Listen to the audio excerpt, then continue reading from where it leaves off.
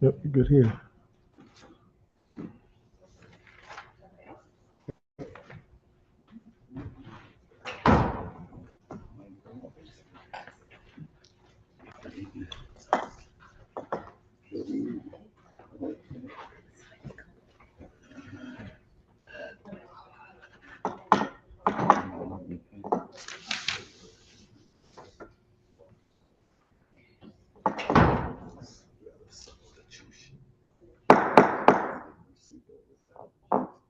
Good evening. Board of Alders notice, New Haven. The City Services and Environmental Policy Committee of the Board of Alders will meet in person on Thursday, October 16th, 2025 at 6:00 p.m. in the Board of Alders chamber located at 165 Church Street, second floor, New Haven, Connecticut, to hear and act on the following items. Item 1, LM 2025-0381, order of the New Haven Board of Alders designating the northwest corner of Orchard Street and Edgewood Avenue as Deacon John E. Cotton Senior Corner in honor of his contributions as an anchor, staple, leader, and pillar of the Dwight community and citywide. Item 2, LM 2025-04, 18, resolution of the New Haven Board of Alders authorizing the mayor of the city of New Haven to apply for and accept the Sustainable Materials Management Round 2 grant from Connecticut Department of Energy and Environmental Protection to implement curbside co-collection of food scraps using uniform collection bags and to enter into associated agreements in order to accept grant funding and carry out the associated grant program activities. Item 3, LM 2025-0497, resolution of the Board of Alders of the City of New Haven authorizing the mayor to apply for and accept up to $2,289,980 from the FEMA Port Security Grant Program and accept, execute, and if necessary, modify all related documents, contracts, and such instruments as deemed necessary. Item 4, LM 2024-0723, resolution of the New Haven Board of Alders supporting a transportation transformation resolution to promote a sustainable and healthy New Haven while responding to the climate emergency. Per Honorable Anna M. Festa, Chair, attest Honorable Michael Smart, City Town Clerk. These items are on file and available in the Office of Legislative Services, City Hall, 165 Church Street, second floor, New Haven, Connecticut, 06510. For accessibility-related accommodations, please call 203-946-7651V or 203-946-8582 TTY TDD. Public comment testimony may also be submitted via email to publictestimony@newhavenct.gov before 2:00 p.m. on the day of the meeting. This meeting may be viewed on the New Haven Board of Alders YouTube page. Welcome. I'm Anna Festa, the Chair for City Services and Environmental Policy. I will now have my colleagues introduce themselves starting to my right. Gary Hogan, Ward 28. Carolyn Toby Smith, Ward 9. Kenton Singh, Ward 5. Troy Street in Ward 21. Great, thanks colleagues, thanks for being here this evening. Just as a reminder to the public, if you could silence your cell phones, that would be greatly appreciated. Item number 1, colleagues, we're going to pass over. They have requested for us to hear this item next month. So we will move on to item number 2, which is the resolution for, I believe our director was here. Oh, there you are. For curbside co-collection of food scraps. So we are ready for you, Director Winter.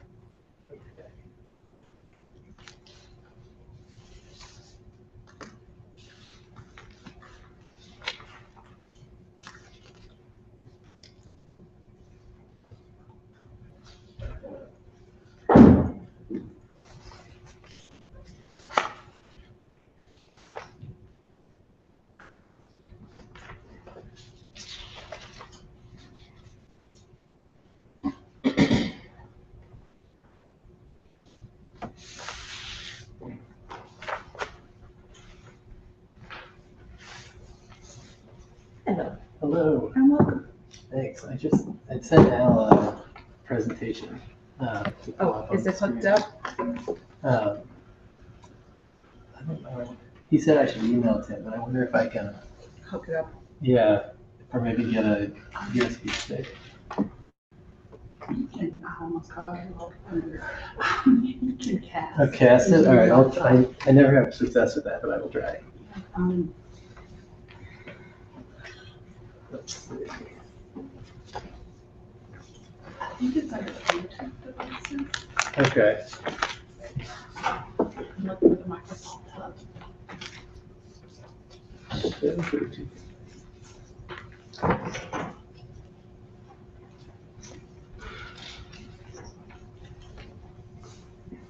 Oh, yeah, there it is. And just as a reminder for anyone presenting this evening or testifying, we ask for your name and address for the record. So I don't know if we want to start at least with that while Director Winter Sure. So gets set up with his presentation. Stephen Winter, Executive Director of Climate and Sustainability. I reside in 459 Dixville Avenue. I'm Rose Rickey. I'm the resident educator for the City of New Haven, and I reside at 66 Nash Street, New Haven. So I'm Mark Dancy. I'm here on behalf of SPROG, and I reside in Milford, 189 Broadway, Milford, Connecticut. Great, thank you. And as soon as you're all ready, we can get started. Okay. Oh, look at this. Steve has it. So you got Well, we'll Yeah. see. It's thinking about it. Hold my phone. Yes, don't go away, Mr. Lucas. Yeah. There you go, we got it. As long So as- Steve has it. Oh, your device is- Okay, we're good. Thank you. Let's go. Thank you. It was Al coming in that made it.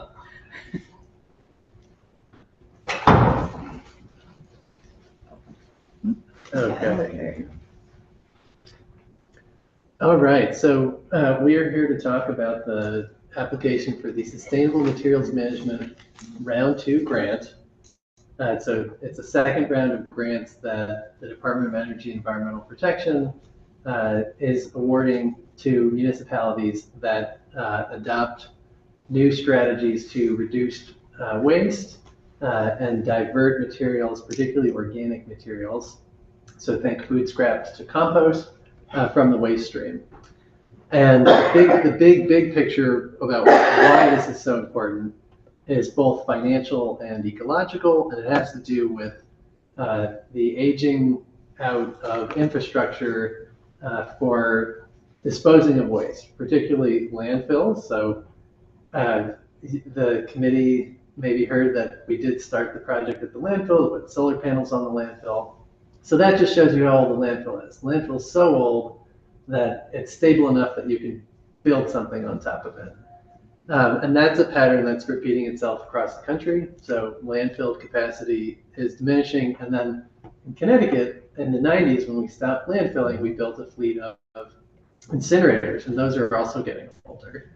So this map shows trash from Connecticut, and roughly 40% of it gets shipped as far as Alabama and Ohio. That's both expensive. It's driving up the cost of disposing of waste. So in the last 8 years, our cost per ton of garbage has increased over 50%. So we're now paying over $120 a ton just to truck and burn our garbage. And then, of course, the environmental impact, a lot of this stuff does end up getting landfilled. So if it's food scraps and it gets landfilled in Ohio, that produces methane. And methane is really bad because it has an immediate extreme global warming impact, over 100 times carbon dioxide. And then, of course, a lot of this is on trains or trucks. So there's a lot of emissions just moving our garbage out of state. So, co-collection. What's co-collection? Why are we interested in this as a solution to this problem?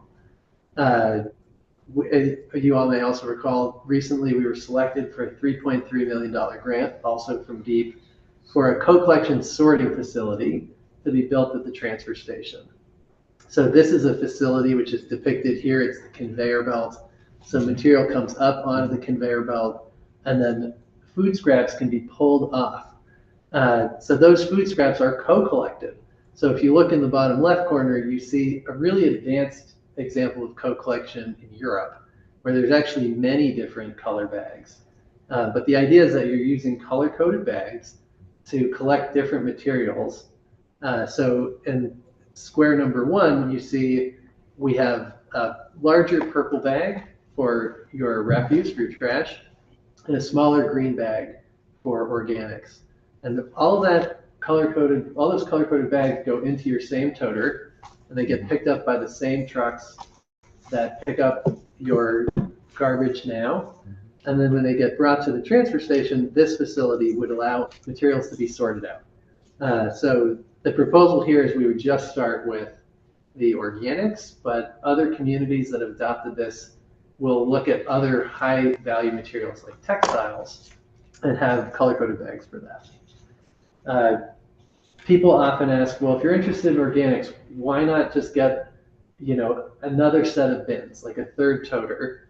And that is a model some places have adopted, but it's very cost intensive because you're looking at multiple new additional trucks, crews for those trucks, and then a whole new, 30,000 toters. So this allows us to make use of our existing crews and our existing trucks and pick up and pull out this material stream. And organics just is roughly a quarter of the total, total weight of residential material, roughly. So why co-collection?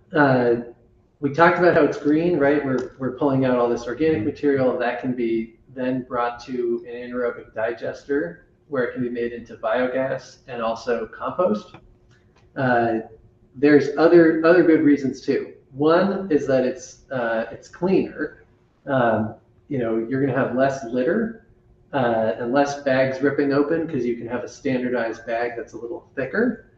It's safer for workers since you have standardized bags. You have communities that adopt standardized bags have lower rates of workers' compensation from refuse crews, and it's sanitary in that way. It's safer for everyone involved, and then it's affordable. We mentioned the idea of having a third route. This is a more affordable option. So just to go in a little bit more detail about that, we have less litter with this because you're going to have less trash overall, and you're also going to have these nice bags that all have drawstrings. So as trucks are coming through, you're going to have somewhat less litter during the pickup process. You've got a little bit neater appearance. So if you look on the right side, you see all the benefits. You have the standardized bags. One issue that actually came up in talking with DPW about this program generally is that some folks aren't bagging their trash at all. So this helps immediately address that issue in terms of making for a more sanitary system. If we were awarded the grant, we would start out with an allotment of free bags that everyone would get for a period of time, and we'd work with stakeholders to figure out what that appropriate period is, but it could be several months. We've been meeting with a group of folks internally to the city, so DPW, engineering, CAO, as well as Alder Smith and some residents from the community and the Solid Waste Authority Board to workshop some of these ideas. And if we were awarded the grant, the first phase would really be continuing to get feedback on what approach we feel like best fits New Haven. That's the big overview. And then, like I said, there's two pieces. There's two pieces. One is having standardized bags for refuse. So we talked a lot about that. And then the second piece is this smaller bag for food scraps. So those would get sorted out. Both bags, we would make them available through a network of retail locations to try to make it really convenient to get the bags.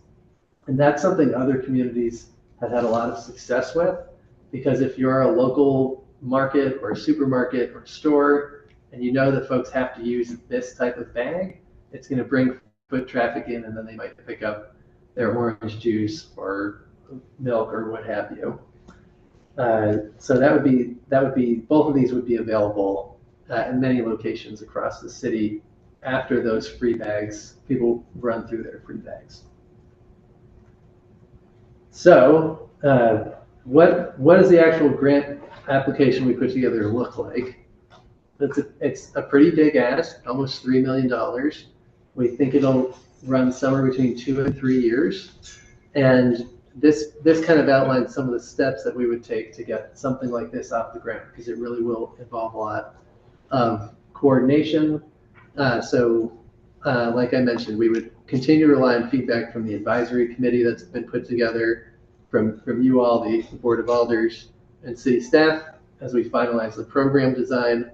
And that really looks like the engagement, the outreach and marketing, the education plan, the bag distribution, and then the best model for providing bags on an ongoing basis in terms of the cost of the bags. We would procure a technical assistance provider, so we would have someone as a contractor who can help us with designing the program and the education and outreach that would be involved. So we think that that phase of the groundwork would really begin in the middle of next year. And that's just based on our experience of, if we were awarded, there's a long contracting phase with DEEP before you can actually get started working on the grant. So like with the infrastructure grant, we're still waiting on the final grant agreement, even though the award selection was announced in April. That technical assistance provider, they would be bringing on a big team of folks to supplement the education that Rose, our recycling educator, and DPW, Public Space Enforcement, are currently doing around recycling education, with a focus on the importance of using the new bags and the benefits of food scrap diversion. So it could be anywhere from a dozen to a dozen and a half folks who are going to be available to help identify homes that are not using the new system, and really focus for the first year or so on education, on feedback, on positive reinforcement. And they would be available in the evenings, on the weekends, really whenever we can reach people.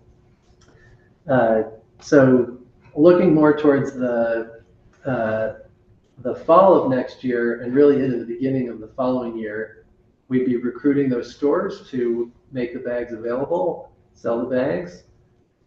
We would be identifying a couple of routes. So each day we've got six refuse routes.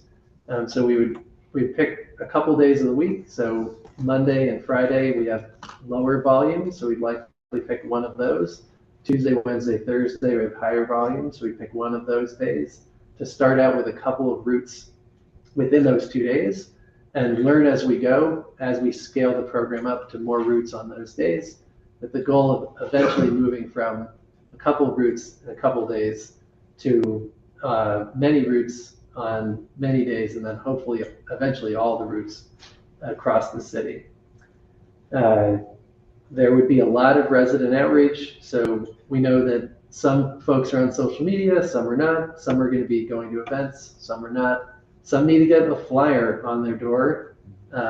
There's lots of different ways we need to reach people, and that will really start with the rollout of free bags. So the education engagement team would be following refuse trucks, and as toters are pulled out to the street, they'd be leaving a kit of free bags, as well as multilingual education about what the bags are for, the importance of using the bags, and then following up with those routes. We'd also implement a system with DPW where they would have a GPS locator so that they can easily just press a button and identify, hey, on this route, oh, there's a house that needs someone to visit them. There's a house that needs someone to visit them. So that we can really map out where we need to focus our energies.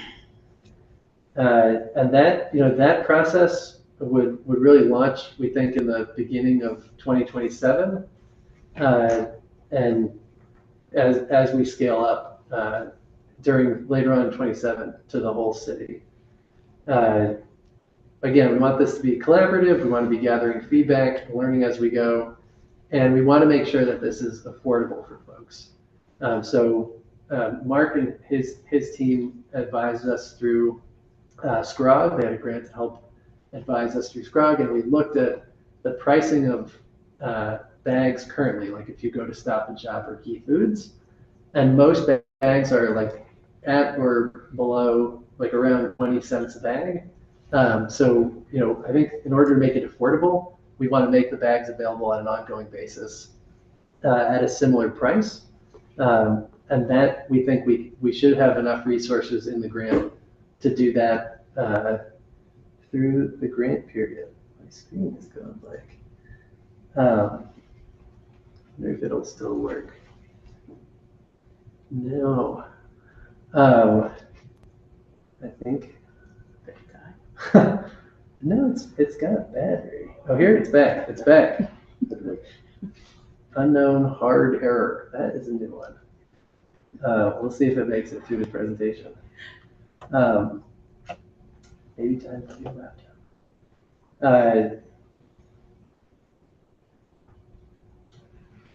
Okay. Oh, I'm blank on this too.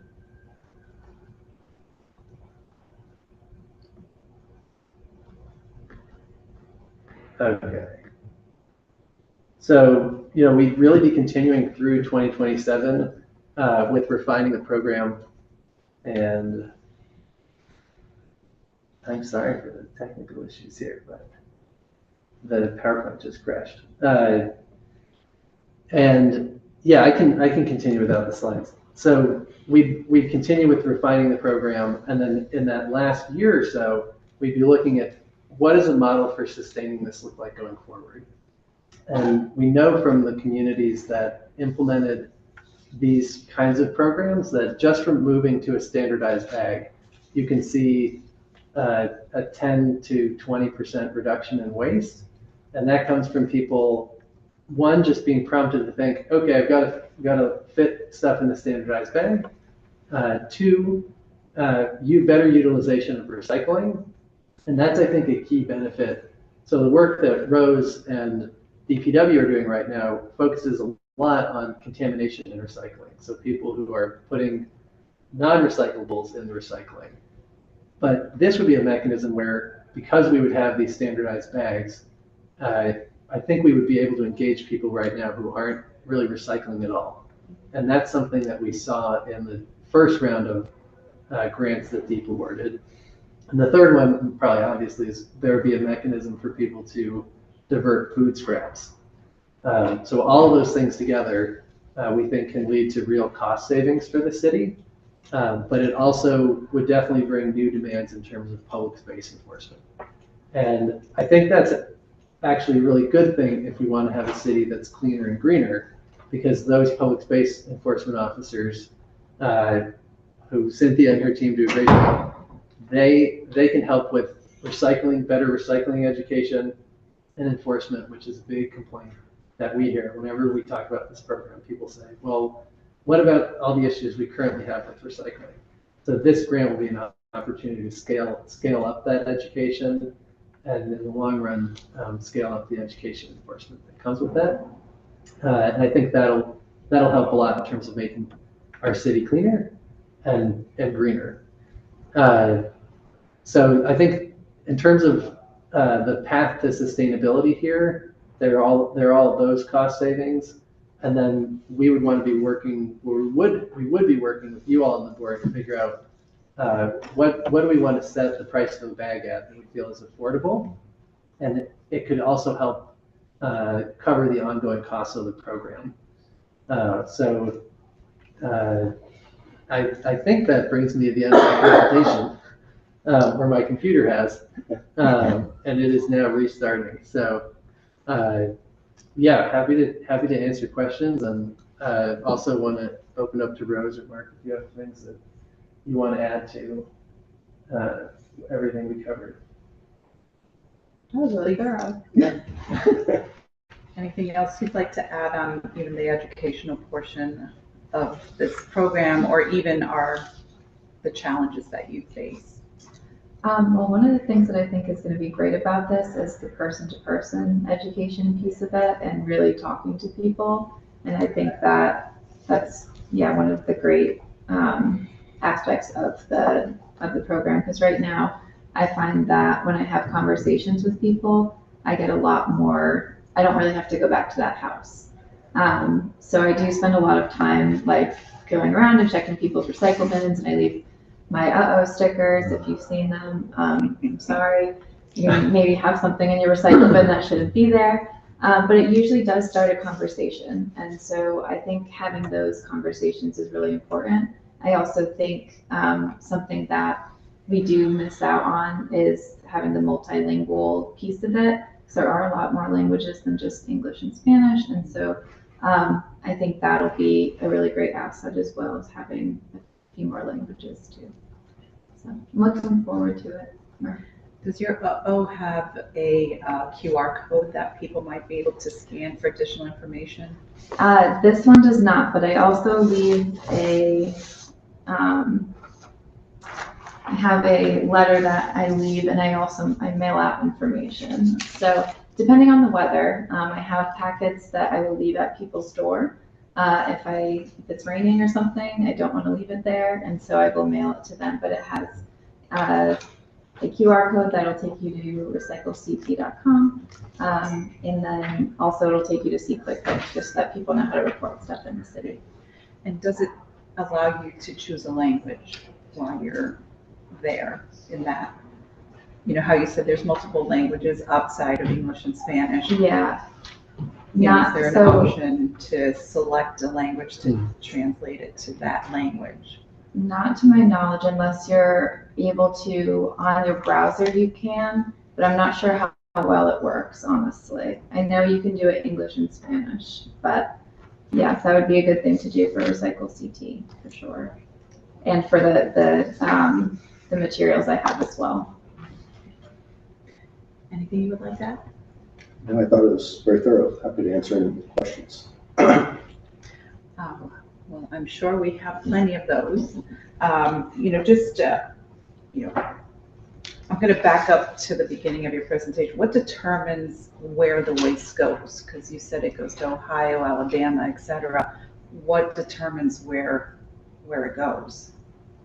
Is it just evenly distributed, or just curious? I think that's a good Mark question. I don't know as much about the national waste market. So it really depends on a lot of factors, but in your case, the majority of it ends up going to Bridgeport, provided that Bridgeport can handle it. And that sometimes the plant is down, and then everything just moves where it can.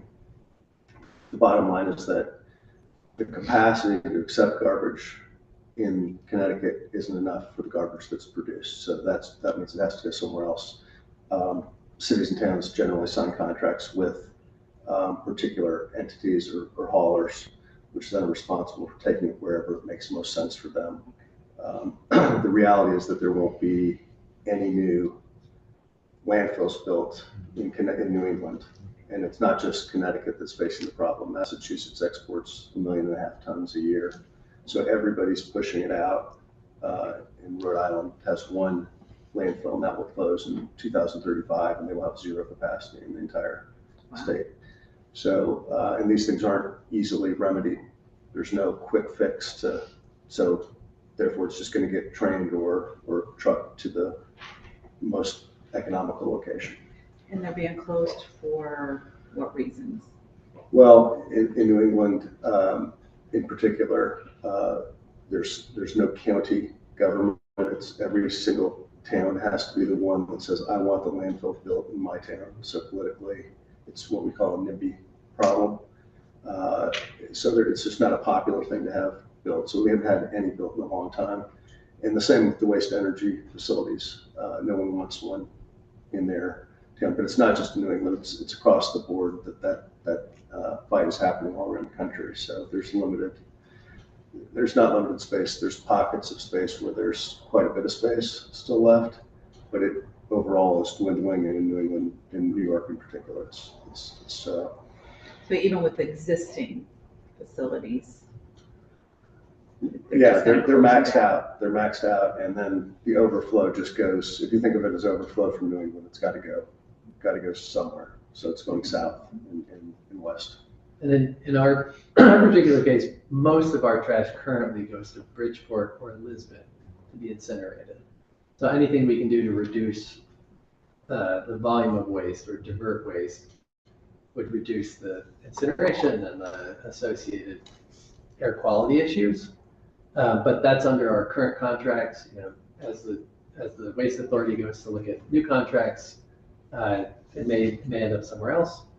And then I think we do need to look at the state as a whole, right? Like our waste is going right now to Bridgeport mostly, but that means someone else's isn't. The incineration capacity, it's just like a vehicle or a home.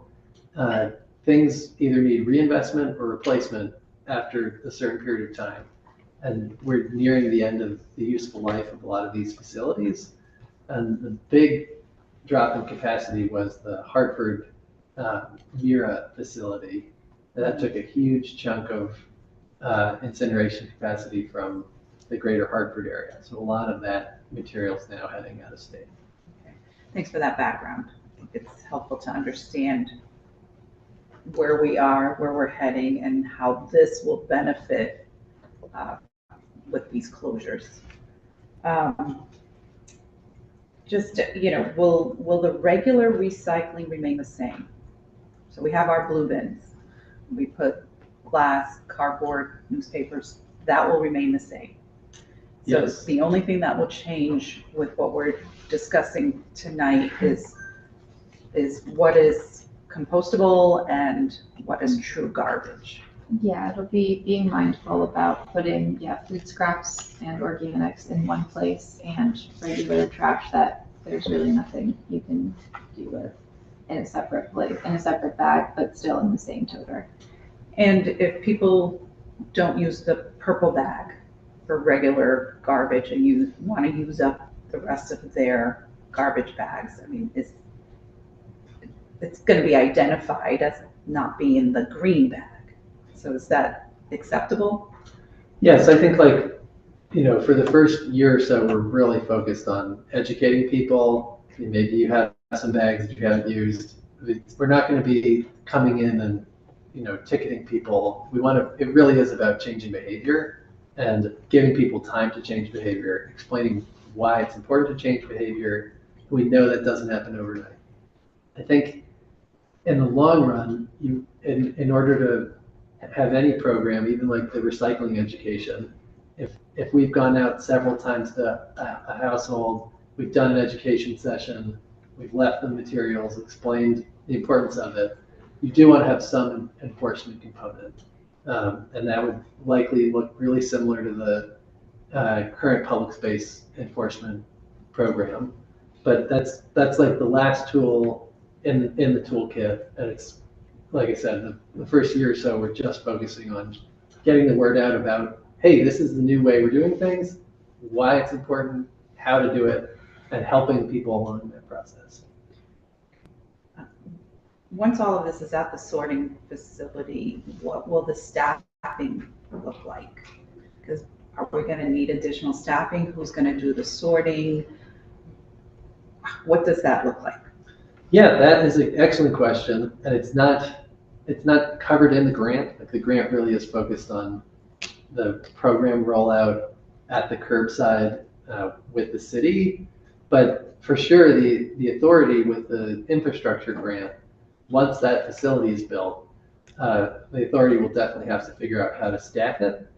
The contractor who runs the facility currently, CWPM, got it right. I always want to say CWPM. They have experience with this type of material stream in Middletown. They have co-collection similarly with trash bags and organic bags. And right now they are involved in that at that facility. They're hand sorting everything.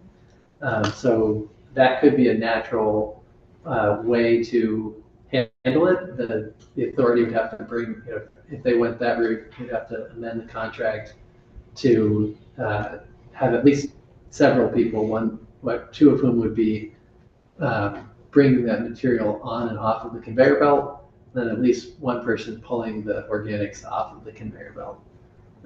So that's definitely something we need to, like, that's an open question with the authority, but something that I think in the long run could be a valuable service and part of their business. And have you been meeting with the authority to make Oh. sure everyone is all on the same page and communicating? Because we want everyone on the same page and. Absolutely. So I sit on the authority board, and we've had a lot of communication with them about the facility, and we're working right now with the executive director of the authority to finalize an access agreement so that the city engineer can construct the facility at the transfer station. But as part of that process, in parallel, we'll also need to work with them on how's the facility staffed and how do we update the permit for the facility to make sure that when the facility is built, it actually can operate. Thank you. Colleagues, questions? I think you're, Alder Hogan, Alder Smith? okay. Good evening. Couple of questions. What's SCROG? That's the South Central, it really should be SCRCOG. It's the South Central Regional Council of Governments, but everybody calls it SCROG. And they've done a lot to help the member communities, just more or less Greater New Haven, think about alternatives to the current way that we handle waste. I'm gonna give an example, and you can help me process the educational piece. So the Hogan family likes to have a barbecue. At the beginning of the barbecue, we gotta cut the grass and clean up the yard. So that's a yard waste. That's a separate bag, goes on. The food that we're preparing comes in the packaging. That packaging is mostly recyclable except for the plastic covering, or maybe the chicken or the burgers or something along that lines. That will be considered some recyclable and then some trash. Mm-hmm. The beverages we drink come in plastic containers and or bottles and or cardboard. If we like beer, then you'll have a cardboard bottle. That goes into recycling.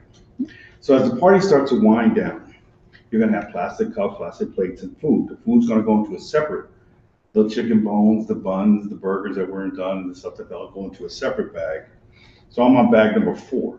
So I'm gonna have to set up a staging kind of system for the Hogan barbecue, just for that one event. So that am I on a, this I'm talking about 2030. Yeah, I So think that's kind of the thought process one should have. yeah, I think that's right. You'd have a separate container for food waste, and somebody might say like, "Gosh, that's a lot of containers. Like, what are you guys doing?" But one thing that a lot of folks who do food scrap diversion really like is that it kind of improves your experience with garbage, because your garbage it's not going to smell as much, it's not going to attract insects as much. So there is like a practical benefit to the food scrap diversion beyond all the other things we've talked about. But yeah, one thing that before my computer had an automatic software update, there is a slide on here about the containers, and so we have budgeted countertop containers for folks who want those and need those, don't want to get their own. So we have set aside funding in the grant for that, and rather than do the whole screencast again, I'll just show you. But this is like an example of a container. Yeah, and so would this be like barbecue size? Probably not, but for like. Well, I'm just using that as an example because that covers from yard waste all the way to the end. So what would be the end result of garbage that would actually go into your trash can then, if we're in 5 years from now? Not much. Yeah, I think some of the folks who've done this will take pictures of their trash bags at the end of the week, and they're pretty tiny. you know? Yeah, I think getting people to start thinking like, wait, can I recycle this? And then getting the food scraps out. There's definitely a fair amount. I mean, I think one thing for sure is like the plastic wrap you mentioned. And that's something that's been bugging me is like, something, if you go to like Kohl's up in Hamden, Mhm. or even some supermarkets outside New Haven, they'll have receptacles where you can recycle film plastic. And a lot of that ends up becoming like Trex flooring. So there is an afterlife for that stuff, but not currently all that. There's really nowhere else for that to go. I think, yeah, that is like the big goal is to help us get more things out of the refuse waste stream. So I offer this, I hope that, if you don't mind, can I walk around and show you a picture? Sure. It is a picture of my neighbors that every week they have at least 40 bags of trash. So what happens is public space comes out and that's another person. Yep. And there's no separation whatsoever. Yeah. And this is just one of two houses that does this regularly. I'm sorry, I'll show the community as well. So the idea is that at some point, this will be one bag, because the plan will be to separate as much as you possibly can. And as I said, this is a regular occurrence that now the neighborhood is fussing and complaining about. But the idea is to have that kind of trash now separated into 4 or 5 different bins, and we will no longer see this activity in public space. DPW doesn't pick it up when it's like that, by the way. Yeah, so really three bins in the house, right? You would have a recycling bin, trash, and then some receptacle for your food scraps. And then just to clarify the bins, then you'd have your food scraps and your trash going into the same toter, and then the recycling going into the blue toter. A lot of that volume, I bet, is recyclable containers that are just take up a ton of space. They're using a ton of bags. And so please share that address with us, and Yeah. we can, it sounds like they haven't I'm been sure on our- Cynthia already knows. Probably. And I know yes. Yeah, And the house next door is equally, this one. If I could just add one comment on that, 70% of what's in your trash right now could be recycled or composted through the program that's being proposed here. And you're spending $4 million a year to burn that trash in Bridgeport. So if you could reduce that by 70, you're not going to reduce it by 70%, everybody's not going to do it. But that's the objective, is to reduce that $4 million, which is, to the point made earlier, with less capacity, only going to continue to increase faster than most other items. And I think, sorry, go ahead. Go right ahead. I think one of the big things too is getting people to think about it, because a lot of people, when you throw something away, there is no way, it's going somewhere. And so a lot of people they're not thinking about what they're doing when they're throwing away their trash, and they're not thinking how it could be saved or separated or done in a different way. And so I think too, when you introduce programs like this, it does get people to at least consider it, and they start to change their behavior a little bit in that way. At least I have, since I started to do this job. Now I'm like Steve, and I have a bag full of plastic film at my house that I bring to Aldi when I go grocery shopping to put in the plastic film recycling. I've got so many streams of waste at my house. And last question, trash collection and disposal. Has there been any studies done by demographics that say some demographic does better recycling than others?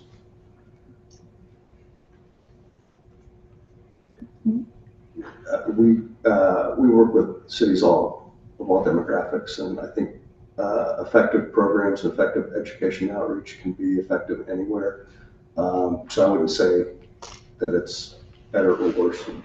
I was just curious. No, I think it's a great question. The example I thought Mark was going to point to, which is one that we often hear about, is Worcester, Massachusetts.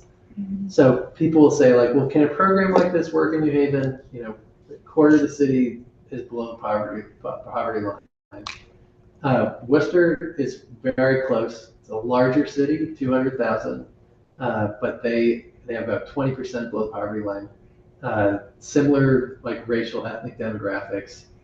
They don't have this exact program. They have standardized bags. They also have what's called a full pay-as-you-throw. So they look at the whole cost of waste disposal. So that $4 million Mark mentioned, the salaries, the trucks, they package that all together. They put that all onto the residents. I think the cost right now is like close to $2 a bag. We're not suggesting that, right? That's like, nobody's going to go for that, not affordable, but they've been doing it for many years.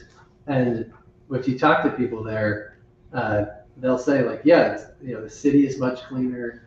And if you look at the budgets, their waste per capita is about half of ours. So it just shows like, in the long run, if you can build new behaviors and build a culture around this, you can really change the way that people relate to recycling, trash, and in this case, we're pushing for the organics and the compost.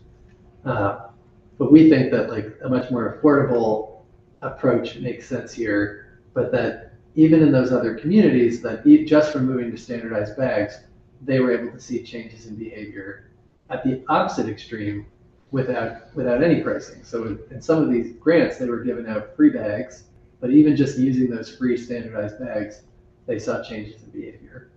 So I do think the big lesson for me is like, this is a long-term approach, and we've got to give it time and focus on the education, focus on the engagement, and slowly shift behaviors. I will say, just as like my own experience going out, that sometimes I have noticed that renters seem to have a little bit more trouble with recycling, and I think that's mostly because it's like there's people going in and out, and so I may have gone to the house once and then I'm going to go back in 6 months if it's a new person living there, or a year later or something like that. And so that if someone's been living in the same house and I've gone there once, given them the education, they kind of stick with it, and then I know that I'm not really going to need to go back to that household. But so like long-term renters, not an issue either, but those short-term rental properties that you're kind of overturning a lot, it's just a lot more education that you need to do because you're getting a lot of different people. But Thank you, Madam Chair. Thank you. And hopefully they're taking that education with them when they move. yes, that's hopeful, but not always. All this good. Thank you, Madam Chair. Thank you all so much for your presentation, your hard work on this. You mentioned that the line item for the city is 4 million. So that means it's around 33,000 tons. And has that increased over the last 5 years? And so I'm trying to remember. We had the last couple of years, and I think it was pretty flat. I think it tends to be flat unless there's an event that changes it, like something like an initiative like this. I think trash was up a little bit last year in the state, but I don't think there's substantial change. I can't go back 4 or 5 years. So I don't have that done.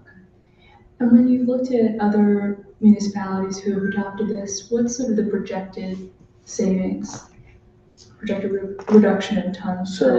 So we projected up to, now it's important to know that they're moving pieces because there's a cost to additional recycling. So if some tons move to recycling, that adds the cost. If some move to food scraps, there's some cost also to take the material to the anaerobic digester. Recycling, yeah, just to clarify though, there is a cost to recycling, but currently for every ton the city recycles, we're saving about $30 versus the cost of disposing. So if the disposal cost right now is like 122, recycling is about 90. But there's a shift there. So the savings from moving to recycling on a net basis, and then would be similarly a savings from moving to food scraps. So if you have like good clean food scraps, and you can take it to the digester in Southington, that's about half. So it's about $60 versus $120 to dispose of that. So there's a savings there as well. So then and on the cost side though, there's a sorting cost, and that's a conversation that we need to have with the authority about. Is the authority going to spread those costs out over all of its customers, right? Because it's charging that same rate to all customers, that $122, or is there going to be some, is the cost going to be just focused on the city in some way? So that's like a policy decision that the authority will need to make. But there is a cost of sorting. Yeah, I think that's the biggest unknown. But the net savings, without knowing the cost of the sorting, which we estimated with the uniform bag system, would be about $450,000 a year for the cost of sorting. Could be less, but that's to Steve's point. We don't know exactly what that is yet. But the savings would be about $600,000 net in terms of total tip cost between the three items: the food, recycling, and the trash. That's the estimate based on our experience. It's helpful. It might be interesting to see some sort of scenario mapping of different, possibilities, especially over the course of time, over the course of 15 years with different policy levers that are tweaked, what that would look like. My last question is about, regionalization. Has that been something that's been talked about? What it would mean for all the municipalities within the scrum, for example, to take this on, and whether or not we'd see increased efficiencies or savings at the kind of economies of scale, particularly for the burden of the resident for the fee. And understandably, some kind of fee is, I can imagine, is valuable because that's an incentive to also be thoughtful about, how many bags you're using, et cetera. But has that been talked about, a kind of regional approach to trash blessing? I don't. Yeah, I could speak to that. So, GROG, the South Central Regional Council of Governments, also received a grant from the state to look at a regional waste authority. So we have our New Haven Waste Authority, which primarily serves New Haven, but in the past couple of years has received a lot of waste from North Haven, for example. They found, hey, it's more economic for us to bring it to New Haven. So there is that regional study going on, but like I was saying, there's also potential for the authority to people from out of New Haven to bring material there. Is it possible that other municipalities would want to use the sorting facility? I think that's a real possibility. That would help defray some of the costs of running the sorting facility if there's capacity enough for several municipalities. So I think, like, in the long run, is it a model that could spread beyond New Haven? Yeah, it absolutely could. I think that the costs involved will really more revolve around, and that's sort of part of having this 2-year window is to figure out, well, what does it cost to run the sorting facility? Answering questions like that, and then figuring out, okay, what does that mean for the long-term fiscal stability of the program? I think that's again, a really key question. We don't know the answer yet. We have modeling based on costs we've seen in other places. Okay. One last question about the bag manufacturer. Has a manufacturer or vendor potentially been identified? And I'm just curious, who sells a lot of purple bags? I know the typical pattern for technical assistance or bags, or even the green compost container I showed you, is to look at the state's procurement process. So they've already done a procurement process for technical assistance providers for bags, and they do those periodically. So that's what other municipalities have done, is piggybacked onto those state procurements. The city could also look to procure look to procure bags or compost containers on our own. All right, thank you, Madam Chair. Thank you, Alder Smith. Alder Singh. Thank you, Madam Chair. Thank you for your presentation, and this is all good for the environment. I'm gonna come back to my question with the sorting. The blue bin or recycling, we're gonna stay with that, whatever goes into that stays. Food scraps, we're gonna design a bag, whatever green, that's gonna stay with. But my colleague follow up on that. The regular trash, purple bag, are we decide on a purple bag, or we're gonna later on, we're gonna nail it down to a specific color? And secondly, how do we mandate that? For instance, I'm gonna go back to the state and our shopping bag that banned out the plastic bag. You can't do that anymore. Is this gonna be any mandate that this bag could sell only in New Haven? So homeowners and people who are using wouldn't get confused with these bags. We have the popular black, white, and gray. In municipalities, in order to make this successful, we need to think along that line to have these bags. That's the option that we'd have to use.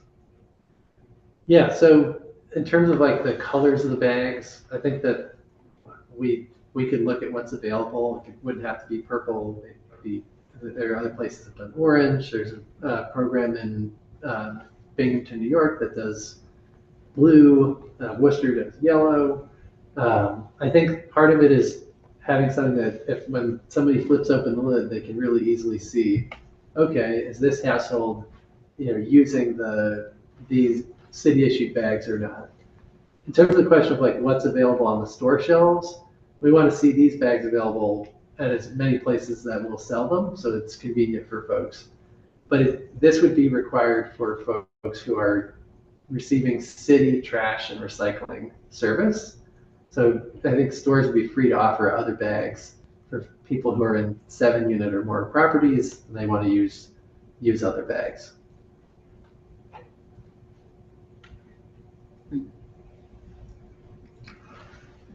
I'm still trying to get to a point where we could standardize this package, so we wouldn't have confusion going forward. That's where I'm trying to get at, how we can standardize these bags.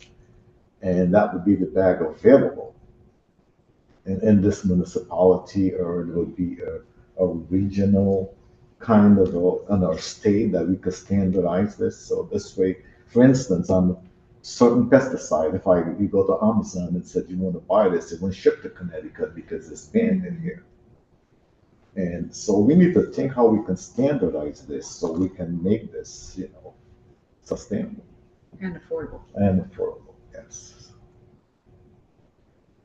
I agree. I think part of that's education, then part of that is the availability of it, the messaging, and then, I don't know, in terms of restricting availability of other products, we haven't looked at that, but I agree with you. Like, we want to make this the default so that when somebody goes in, it's like really obvious. I mean, it's not hard. We did it in the state with a plastic bag, and that's a model. Mm-hmm. We did that. It took a while, and now we are there. I mean, so in order to make this successful, we need to think along that line. But that's my thought into it. Thank you, Madam Chair. Thank you, Alder Singh. Any further questions? Yeah, answer them all. I have one more. Yes, Alder, I'm sorry. go ahead, Alder. This kind of, as you were talking, I just thought about it, and thank you, Madam Chair. Public space trash, and institutional trash. So like Parks picks up trash in all the parks, and we have the green and other areas where there's public trash cans. Will that be factored into the future in terms of this program, or does that contribute much to the waste? It's definitely a real part of our waste tonnage. I don't have the exact figure in front of me, but it's probably a couple thousand tons for the parks route. So we do have a MSW truck that just does parks. We're really focused here more on like the household. Okay. Yeah, but I think looking at ways that we can clean up and improve our public spaces and our parks is something we're definitely always interested in. Thank you. Thank you, Madam Chair. Thank you, Alderman Hogan. How about the third-party composting business that we currently, not the city, but it's a private business, well, how will this affect them? Yeah, it's a good question. I think there are a lot of people who are really attached to fields themselves, and they love that they're going to get compost back, and that's a big benefit of the program. And we'd have to figure out if the ultimate destination for our material is the biogas digester in Southington. Is there a way for us to get some of that material back, to work something out with them? But that's not something we're currently focused on. But I think some people love that it's bicycle powered, they're getting compost back. And so, I think that will still be an option. There's the community composting at Common Ground School. There's a lot, because food scraps are such a large part of the waste stream, there's a lot of opportunity for processing food scraps.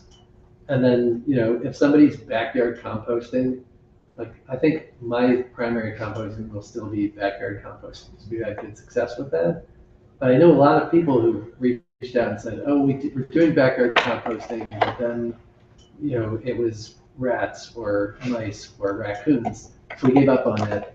And, maybe they're not interested in paying a weekly fee for private service. This is a really great solution for someone like that. And I think that's another benefit generally of co-collection, is because you're not investing in that additional fleet, additional toters, you can provide universal food scrap service to all 30-something thousand households that the city serves. And that's really where we want to go, is making it available to everyone. We don't want to, we wouldn't want to negatively impact other folks who are doing good work in this space. So, you mentioned that you do your own composting. So if the city doesn't see a green bag in your garbage bag, are they going to question? That's another great question. I think that's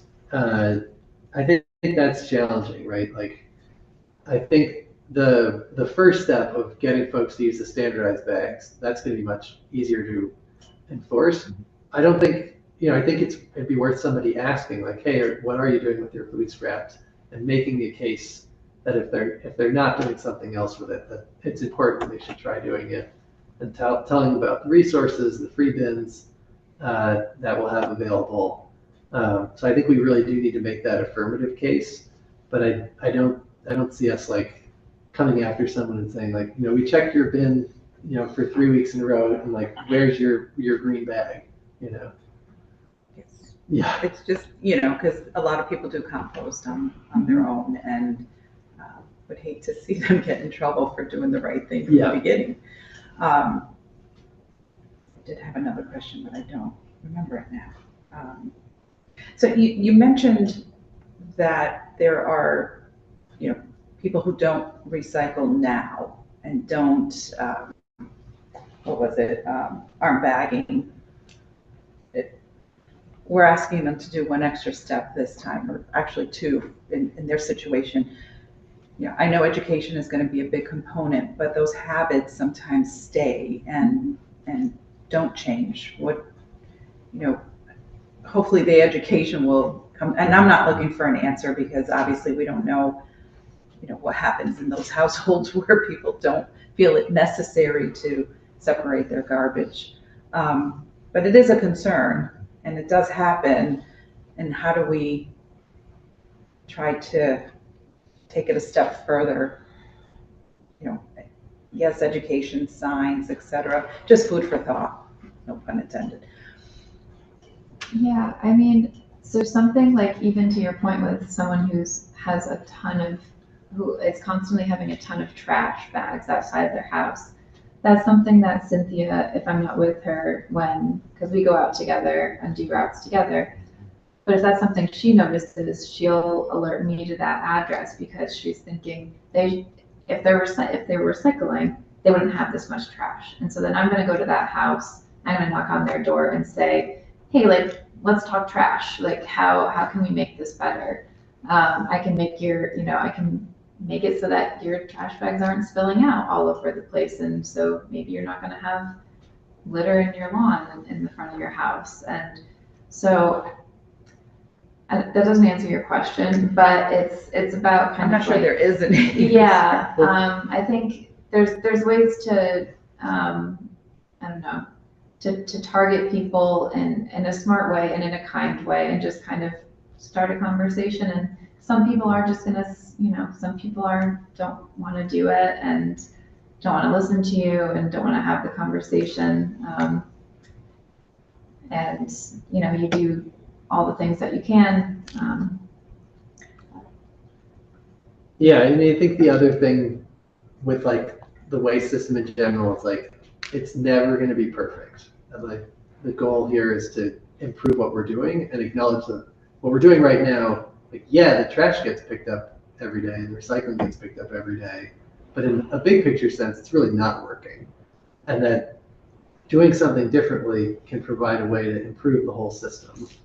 But whether it's the person who's like trying to figure out like, is this object in my hand recyclable, and figuring out, well, where's the right place, and maybe they mess up where they put it. The person who's like not bothering with it at all, like there's going to be challenges in the system. I think like one thing that I found encouraging with the last ride along I did with a recycling truck is like a lot of people are doing it right.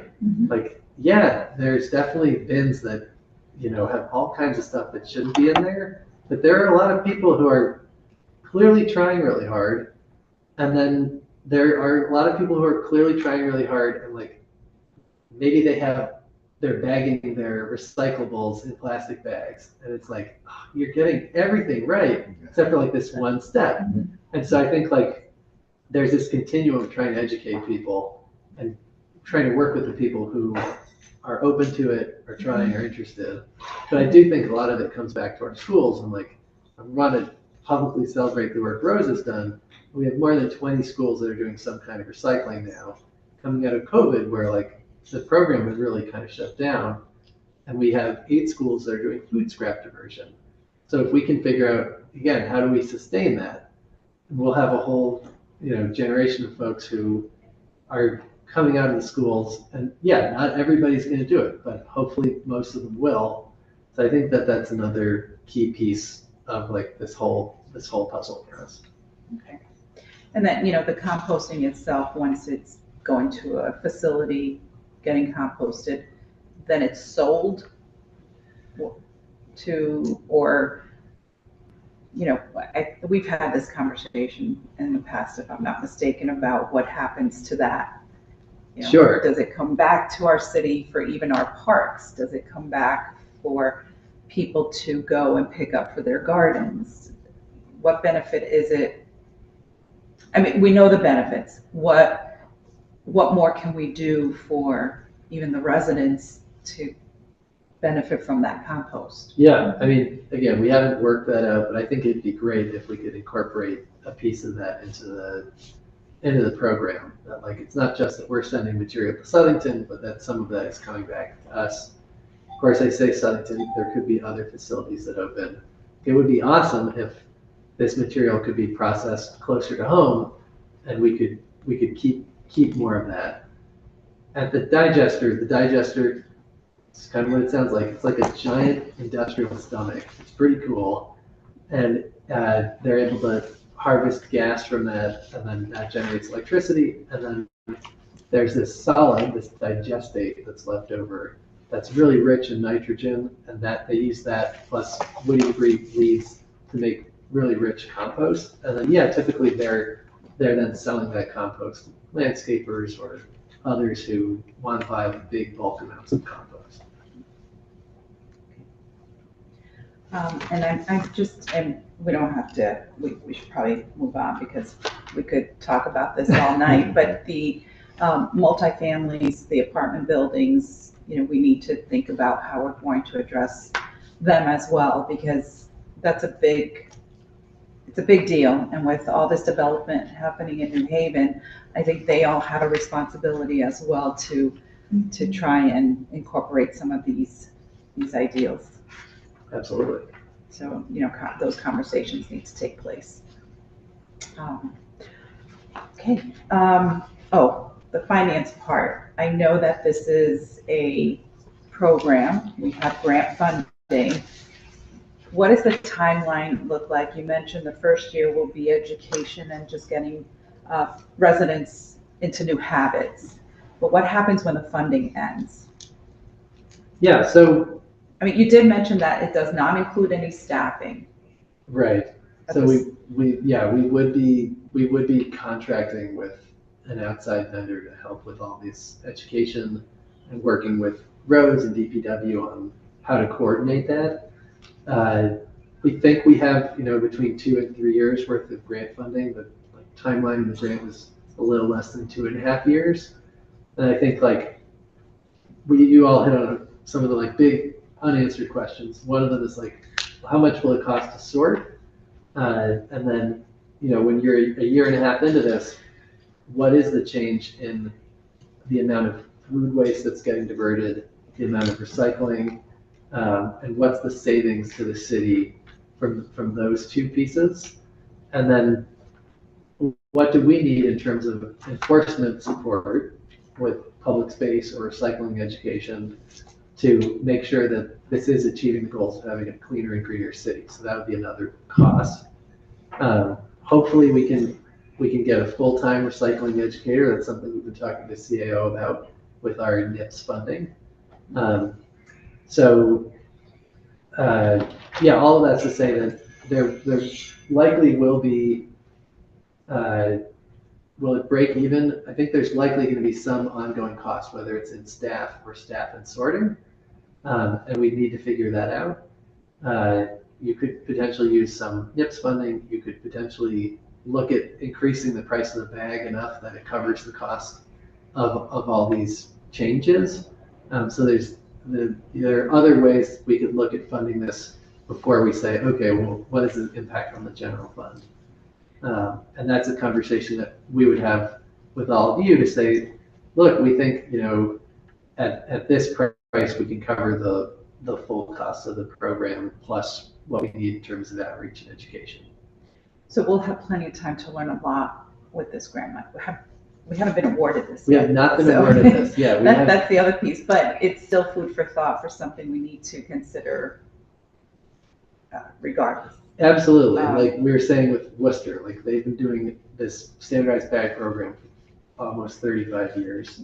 Obviously, we're not looking at that time scale, but we want to make sure we can set up something that we feel is clean, green, affordable, and durable, right? That, people say, this is the way we're doing things in New Haven. Okay, and when will you find out about the grant funding? What does that look like? I can't say. I thought we'd probably have heard by now, is what I would say. But, if these things move at their pace, and I think originally they were thinking kind of end of summer they would make announcements. So with the other grant, they originally said, I think January, ended up being April, so it could be later this year. Keep us posted. Absolutely. And good luck. Thank you. Thank you all for being here. Thank you. Hey, Rose, good job. And thank you. Oh, and social media. It seems like the younger generation is into the TikTok and Instagram and whatever else is out, Snap. I don't know. Will we be focusing some of the education using those methods? That's definitely in the plan. Yeah. Because it's the younger kids that bring them home too. So the schools, etc. And I do. So I'm in 8 schools, and Wilbercross is actually starting their compost program on the 27th, and their environmental club has been making the cutest Instagram reels and memes and all these things that I just keep sharing on our page and stealing them. But I do kind of connect with all the environmental clubs at each of those schools so that I can kind of use their brain power because I'm not, I'm like decent, I can Canva things, but the kids know where things are, you know? Yes. So, Yeah, I would say like with whoever we bring on to provide technical assistance, like hiring locally as a way to help get the word out. And then I think maybe hiring somebody who's like, our local social media maven could be a good I addition to the team. mean, someone makes some really good videos. Thank you. And it'd be great to, like you said, incorporate the kids into Yes. some of these. Yeah. They're so good. They're so creative, honestly. I love it. Yes. Thank you. Thank Thanks you. again. Thank you. Thank you. Is there anyone from the public that would like to testify on this item? Please come forward. Is there anyone from the public that would like to testify on this item? And for a third time, if you'd like to testify, please come forward. Okay, seeing none, we will move on to item number 3, which is FEMA Port Security Grant Program. And just as a reminder for anyone who is speaking, to state your name and address for the record, please. Good evening. Good evening.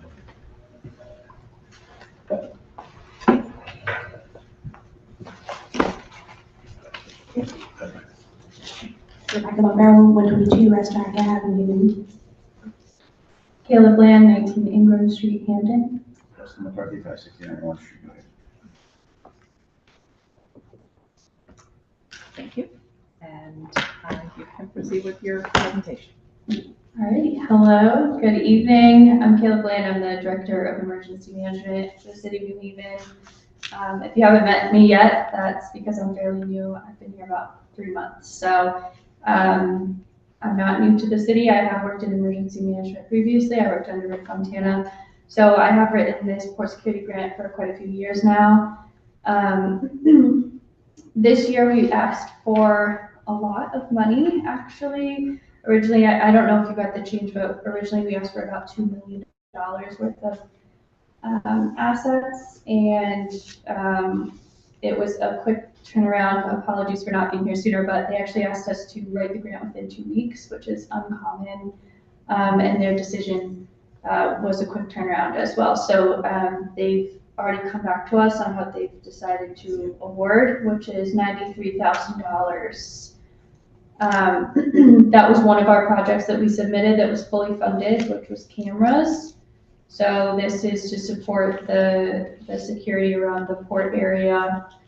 We do have a decent amount of cameras there already, but there's obviously never enough. So this ask was to add in a couple more cameras and replace some aging cameras, as well as some maintenance and personnel costs to keep these cameras up and running.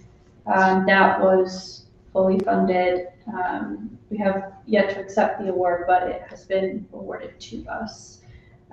So the full amount is $124,796.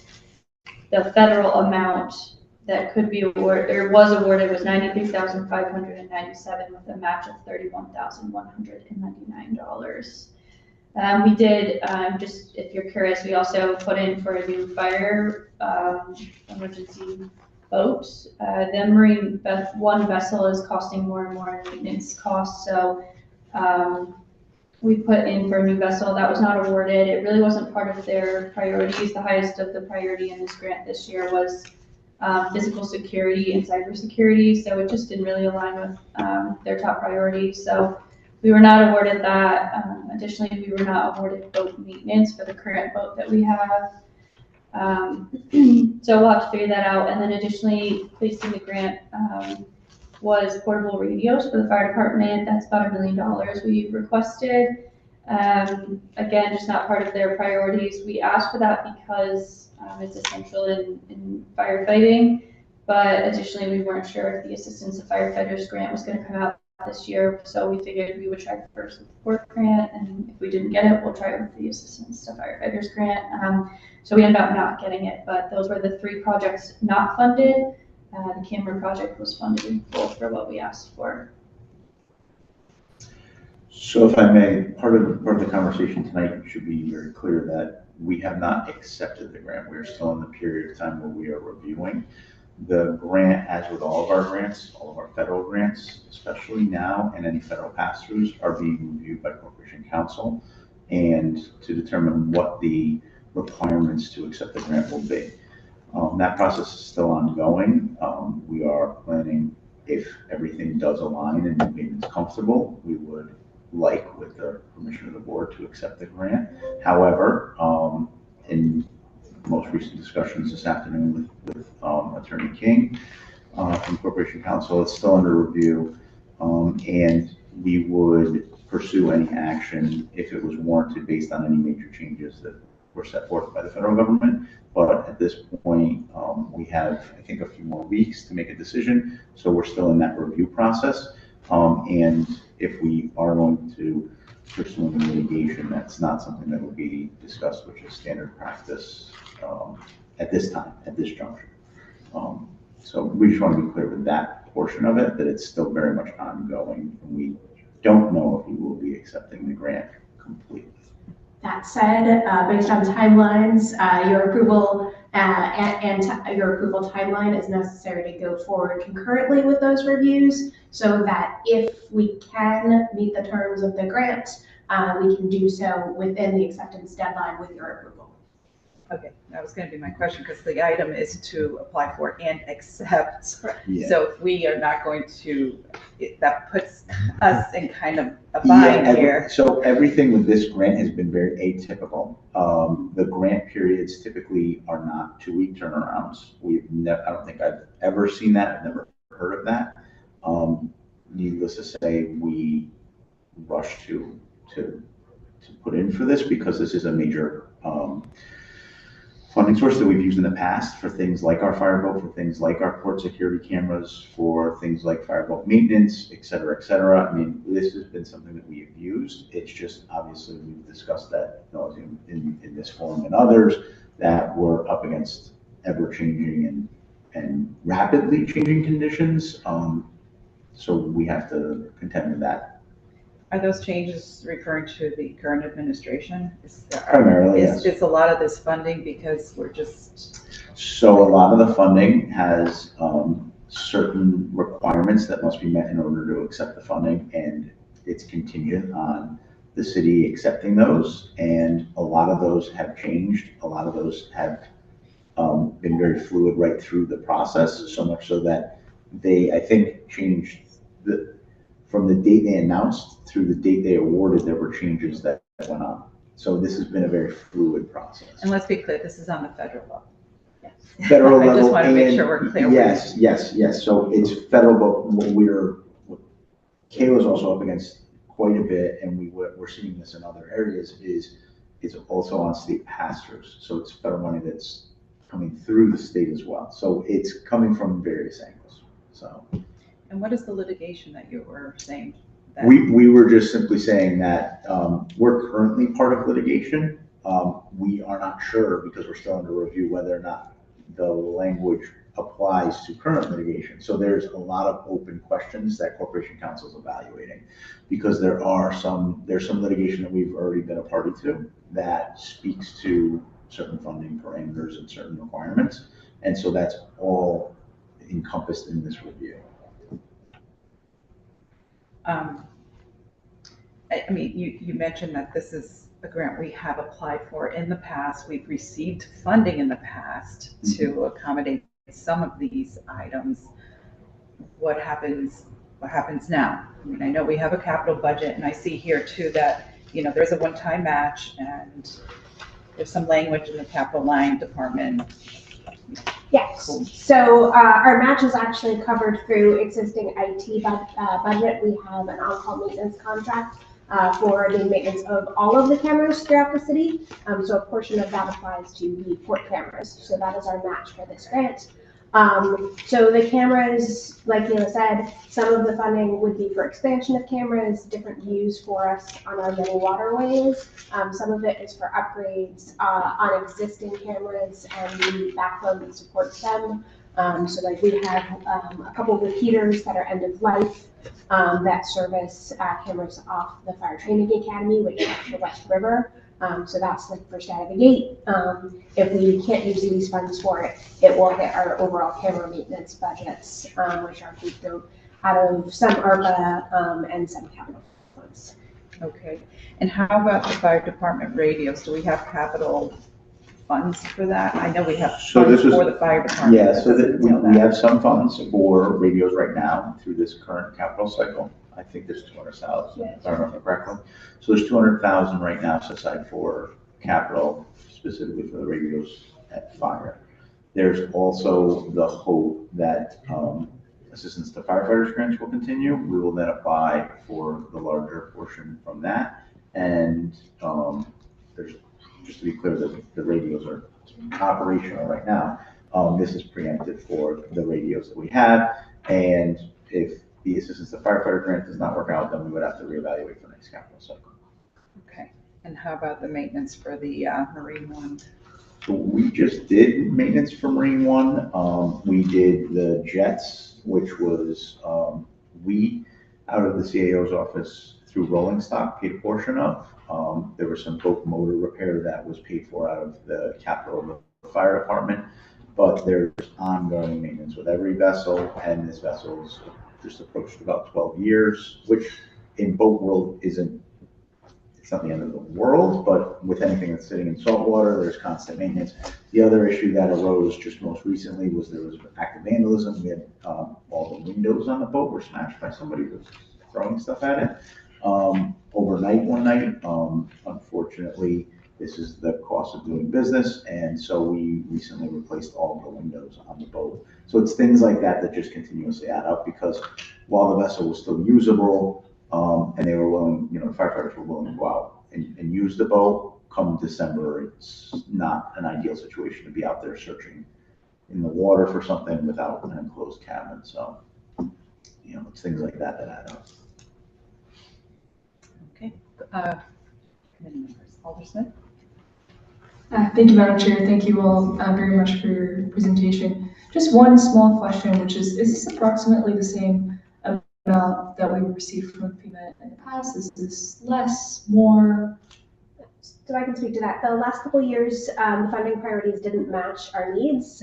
So we have not had a port security grant in probably about 3 years. This award is in line with that last award, which was for cameras and boat maintenance. So this is a little healthier towards the camera upgrades. That said, costs are going up related to cameras, so.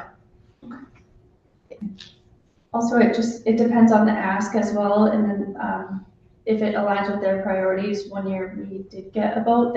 Our current boat that we have was through this grant, so that was, at the time, boats were a little bit cheaper, just under $1 million. So it does kind of range based on what we're asking for. I was surprised not to receive the boat maintenance because that's almost always a given. So I will go back and ask questions of maybe that was on me and how I wrote the grant potentially, but yeah, it is in line with what we normally get. It's just based on our ask. Same with AFG, you know, we ask for a fire truck one year and washing machines the next. So it just depends on what we ask.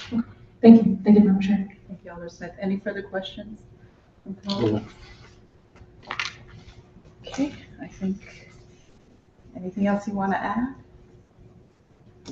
Okay, thank you very much. Thank And you. for your presentation. Is there anyone from the public that would like to speak on this item? Please come forward. If there's anyone from the public that would like to speak on this item, please come forward. For a third time, if there's anyone from the public that would like to speak on this item, please come forward. Okay, seeing none, we will move on to item number 4, which is the transportation transformation resolution. Just so committee members are aware, you should have received in your packets the original resolution as well as the amended resolution. And the purpose for the amendments is to bring it in line with the wording for resolutions. And also, there was an elimination of one of the bullets because it was requesting positions, and we can't request positions in resolutions. They have to go through the budget process, and it's a little more complicated than just putting it into a resolution. So item, I think it was number 7, was omitted from the original based on those grounds, that it has to go through, again, the budget process, and it could be a request made at the time, to those departments. But it also, let's see, remind me, because, no, not capital. I wrote it down. One more time. Positions can't be put in resolutions. It would be part of the budget process that you go through, because it might be the finance committee, and it would also need to be an order. Yeah, it would have to be an order versus a resolution. So it's just bringing everything together for a proper resolution. I do see members of the climate movement. You're welcome to come forward if anyone would like to, but I just wanted to outline the reasoning for the changes that were made. And just as a reminder, state your name and address for the record, please. Good evening, everyone. Thank you for having us. My name is Adrienne Huck, and our business address is 608 Whitney Avenue, New Haven. I'm Chris Schweitzer from 361 Elm Street. Great. So you heard the reasoning for some of the changes that were made. Suggestion would be to go to the departments and see where they are. I know that transportation, traffic, and parking has an engineering position that has been posted. I don't believe it's been filled yet. So there is a position that's being filled for an engineer in transportation, traffic, and parking. Also with transportation, traffic, and parking, they increased even folks going out for various, that their department has grown a little bit based on the last budget. And engineering was one of them. I don't know if anyone on the committee could speak on that, if they remember anything, but I can't remember all the positions, but they I had can some. imagine it's a lot of changes with engineering and other things, given all the construction going on every 3 days or something. Yes. I think, we could say as a city, I think we should be proud at some of the progress we are making with, Whitney Avenue, State Street, hopefully Grand Avenue coming online. And, there's a lot of good that's happening in the city, moving in the right direction as far as trying to cut down on emissions and, proposing more pedestrian and cycling in the city. Can more be done? More can always be done. I think we faced some challenges with even some electric vehicles, but we have quite a few on the road as a municipality. So that's also a positive. I mean, we had the challenges with our trash, our garbage truck that I guess the brakes weren't working properly. But anyway, we're trying. And I think I'd like to say we should be proud of some of the progress that we've made, and maybe my colleagues have some comments too. Comments? No. Thoughts? All right, well, certainly we have been keeping up with the local news on all of the transportation improvements and even like micro mobility improvements here in New Haven over the years. But overall, we see in the trajectory of what New Haven can be in decades coming up. We just want to see that continue to move forward. There's so much momentum right now around sustainable alternative transportation. And I know some of these items are like pilot programs, like with the via NHV program, I think maybe potentially even with the e-scooters, I'm not too sure, but thinking about ways that we can have infrastructure in place over time to really make walking, biking, using the bus especially, even more of a improved experience for people who are already engaging in those kinds of modes, and also for people who are curious about it.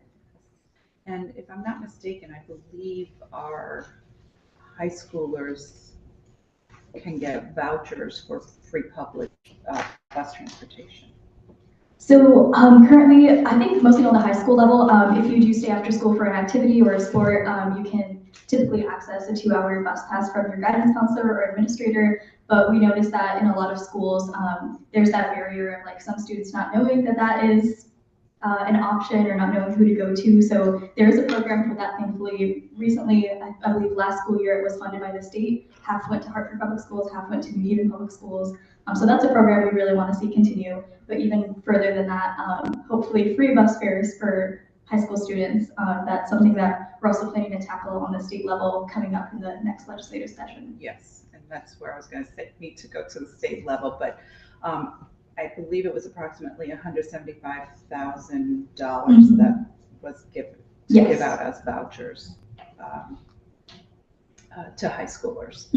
So I guess something's being done, but not obviously enough for getting more students on the buses. That's true. But we see, I believe, yeah, in our original language in the resolution, having that language about how we even can advocate to the state as something we're interested in. And I still think that is something powerful given how the 2022 to 2023 overall statewide waiving of fares was really important in increasing ridership and also, yeah, just introducing people to transit that might not have taken it before. And there was, there was a lot of raving about that program, and so I think if municipalities, especially a major city in Connecticut like New Haven, advocated to the state that this is something that we want to see continue, whether that's like incremental, like free fares for people under 18, or for high school students, or for veterans, whatever that piece of the pie is, we think that New Haven can really have a big lever in that. I think just to add, I think, you know, as you've heard us say before, and their alders passed a resolution in 2019 recognizing a climate emergency. And it's one of those things where it's just, you know, deadly serious. In the past 2 days, there's articles in the New York Times about greenhouse gas emissions in 2024. We're up by 4 points from like 429 to 433. The safe limit is 350 parts per million, so going in the wrong direction still globally after all these years. The amount of greenhouse gases from forest fires is at 9% last year, which means as it gets warmer, more and more forest fires, more greenhouse gases, which it's going to overwhelm other good things we might do, like free bus passes or something. Coral reefs predicted to be totally, you know, total crisis and dying, and by 2050, like these are not like small things. These are like the systems we depend on. This is not optional stuff, and I kind of feel like in these discussions, like, you know, $700 million, it's like, well, if we have a grant or if there's resources, like we depend on the oceans, we depend on, which provides 50% of the oxygen, we depend on these ecosystems. And once they're collapsing and there's tipping points, like there's no going back. You know, as I said before, it's like, not talking to doctors about this, it's like cancer. It's horrible. And either you deal with it and do the chemo and, you know, the radiation treatment, and it sucks and you get sick and it's really expensive, but, you know, that's what needs to be done. And I guess I'd say the fact that there aren't any big really fights in the alders around transportation or buildings zoning is that we're just not doing enough. Like, there'd be people fighting back because people like their cars. People like their buildings that are lots of cement and steel, and people, which, you know, going up all the time. And so I agree, there's some really good stuff going on. It's exciting to see State Street, Whitney Avenue, our offices on Whitney Avenue, those are good things. But as we said, as we testified with youth earlier, like, what's the plan to really cut the pollution from transportation by 2030 a significant way? And will these limited, really beautiful bike lanes do that? And how we get people on the bikes if there's not a network? And better yet, like, what's the priority? If there's limited resources, would it make more sense to really focus on getting everybody on buses and really make the bus lines really work well, and good bus shelters and free bus passes, and, you know, really educate people to get excited about bus rapid transit? Like, what's the plan for those things? So if the resolution passes, that's something we're excited to work with the TTP about and talk, you know, work on that and support that. But those are the kind of gaps we feel like, you know, there's great things going on, but if you go, when your kid had cancer and the doctor said, do a little this, do a little that, you say, wait a minute, cancer's serious and needs serious, serious attention.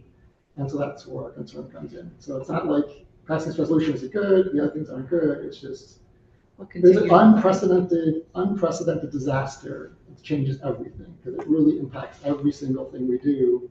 And like a perfect example is Yale's putting up this massive engineering building on Whitney Avenue. Massive amounts of steel and cement going up, which is all a ton of greenhouse gases. And they moved a new parking lot, they're putting a new one in. But at the same time, they're putting geothermal in. So it's kind of like all the above. Like they're adding a huge ton of greenhouse gases, but they're pulling geothermal in. So one's good, and one's the problem. So it's, we just really have to, there's a lot of work to really shift directions because economically, and the transportation, like we really have built up all this momentum and all this investments and things that are really making us sick. It doesn't help that we have 91 and 95 either, Nope, major doesn't. highways that cut right through. I think we all have to do our part. I don't know if you were here during the second item about, the recycling, the composting, et cetera. Those are the small things that even everyone can do to help with our environment. I mean, these are all,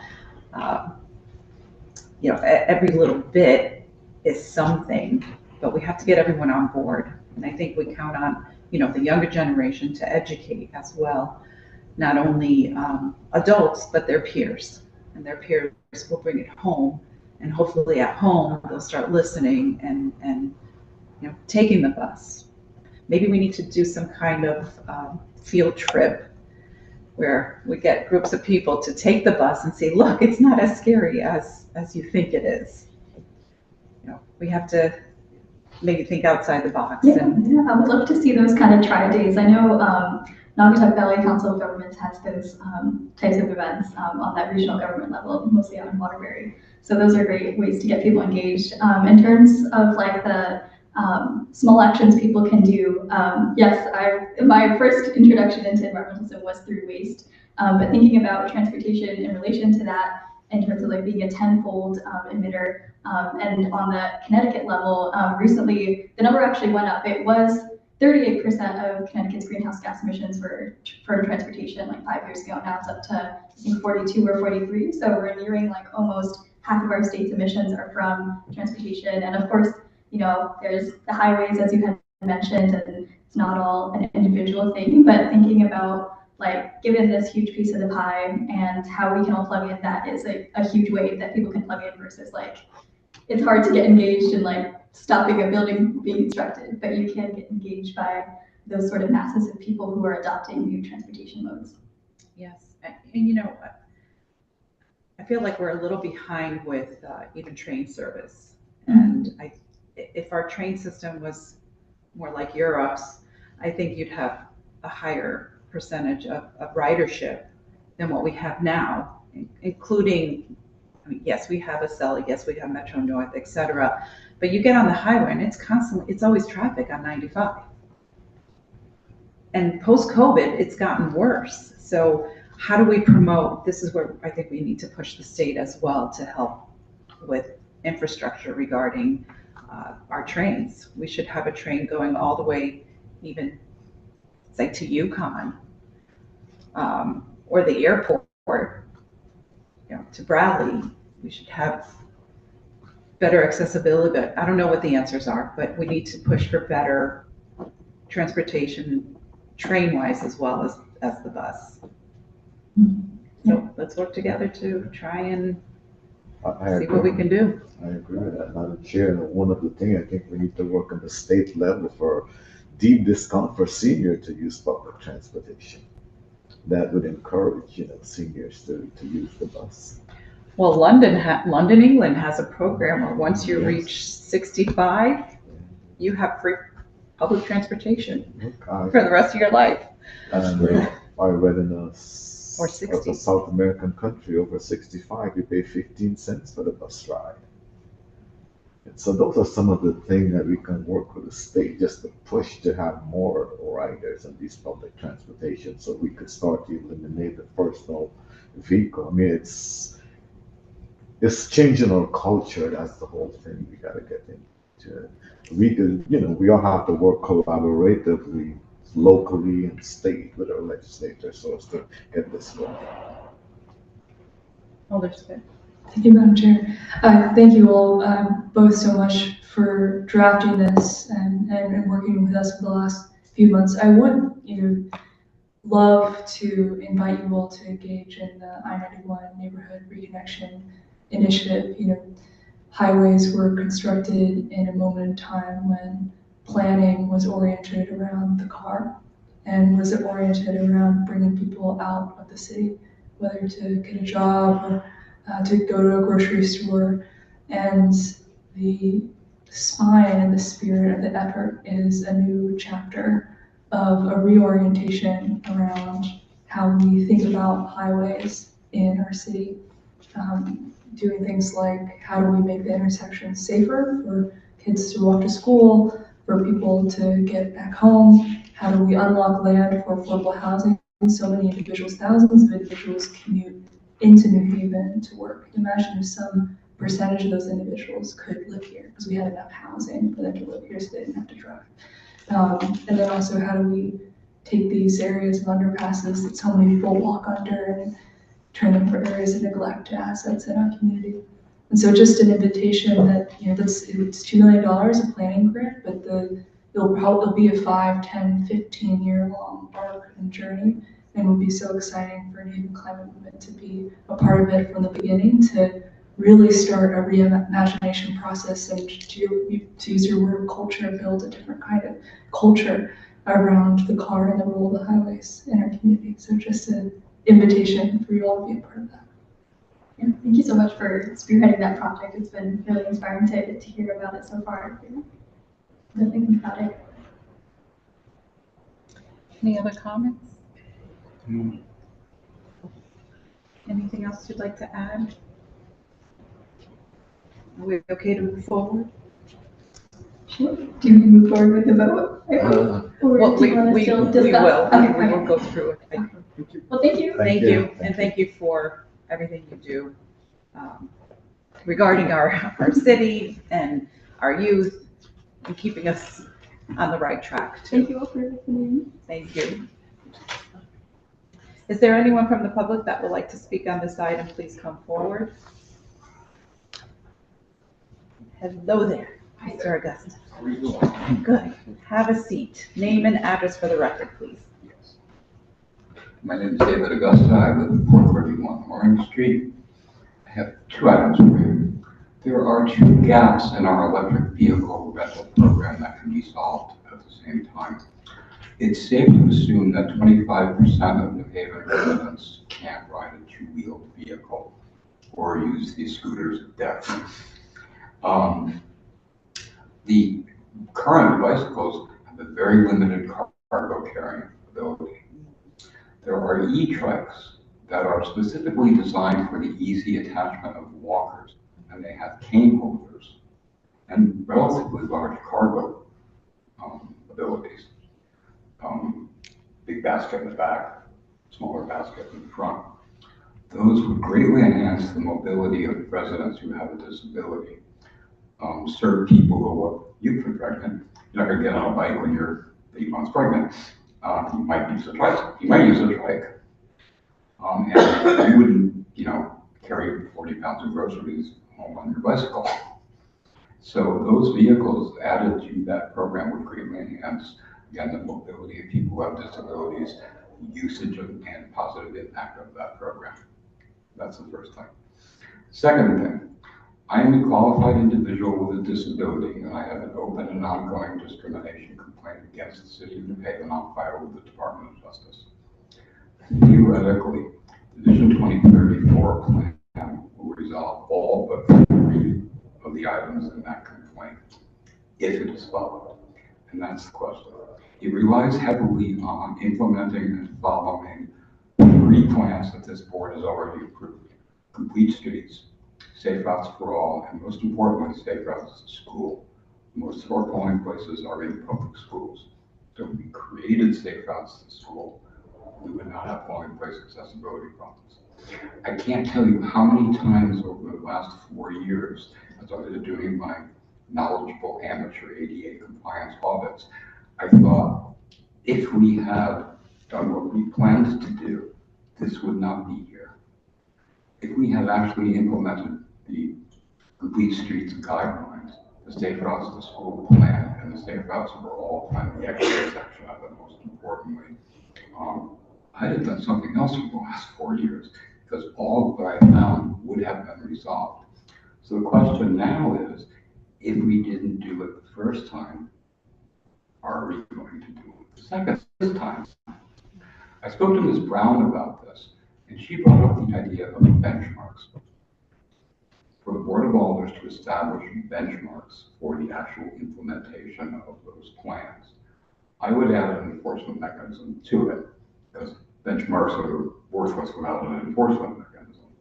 So I wanted to propose that to this committee. I would really like to close that discrimination complaint. This was heartwarming. I am so proud of the people of New Haven and the employees of the city of New Haven. Discrimination against people who have disabilities happens because able people just don't recognize it. And as I explained it to people, I see light bulbs going on over their heads. By the end of that process, I didn't have to do any advocacy. All I did was sat back and nodded while other people brought up the accessible parking spaces and, you know, all the nuts and bolts issues of accessibility. It was a beautiful, beautiful process, and I would really like to close that complaint. If you provide us access to Historic Park and College Street Music Hall. Those are, and our public plazas, there's an ordinance. This board passed an ordinance that requires our public plazas to meet all accessibility guidelines. They don't. So the city of New Haven is violating not only federal law, but an ordinance that the board passed. Those three issues, Historic Park, College Street Music Hall, and the public plazas are all that's left. The Vision 2034 plan will, again, theoretically, resolve all of those issues. Are we going to follow it? What are you going to do, Board of Alders, to ensure that we actually do follow it? So Ms. Brown brought up the idea of benchmarks, and so that's what I wanted to propose to you. See if you can do that. Thank you. Thank you. We could bring it to the attention of the full board. Yes, thank you very much. Thank you. Yeah. Any questions, colleagues? No? All right. Thank you very much for your testimony. Thank you for your time. And when you have a chance to talk about Willow Street, I'd like to talk to you too about Willow Street. We love talking about that. We do. Is there anyone else from the public that would like to speak on any of the items that we presented tonight? Is there anyone from the public that would like to speak, testify on any of the items presented this evening? And for a third time, if there's anyone from the public that would like to speak on any of the items we discussed this evening, please come forward. Seeing none, do we hear a motion to close the public portion? So move. Second. Public portion has been moved and seconded. All in favor of closing the public portion, say aye. Aye. Any nays, abstentions? Public portion is now closed. Do I hear a motion to move item number 1? Oh, I'm sorry. We're going to actually pass over item number 1. So do I hear a motion to move item number 2? So move, Madam Chair, item number 2. Second. Item 2 has been moved and seconded. Any discussion on item 2? This was for the sustainable materials management that we heard with the separation of compost and trash. Any discussion? Madam Chair, I think we discussed this a lot. Well, I guess the question is, how do, we feel? I mean, obviously this is to apply for and accept the grant. This, I think, moves us in the right direction regarding cost of exporting our garbage, as well as the benefits that it would provide the city overall.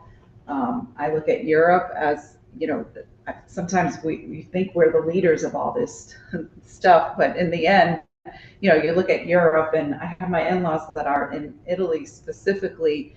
they have bags for composting, they have bags for trash, they have bags for plastic, they have bags for glass, they have bags for, every little thing, and it gets picked up at their condominium complex. So I'm not talking, this is just, a villa, a house, it's actually a building. So I think this is just a small move that can bring us maybe, just to develop new habits that are beneficial for our environment, beneficial for our city, and just beneficial overall. Yeah, I agree.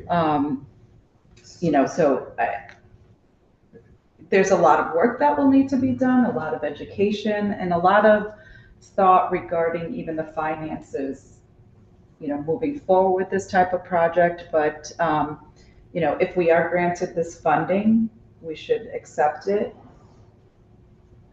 learn a lot from the process, and then reconvene and, discuss any other futures for maintaining it as well as expanding it. I agree with you, Madam Chair. This is a step in the right direction towards our sustainability and environmental protection. Any further question? Any further comment, discussion? Okay, seeing none, all in favor of this item, say aye. Aye. Any nays? Any abstentions? The ayes have it. Do I hear a motion to move item number 3? Madam Chair, I make a motion to move item number 3.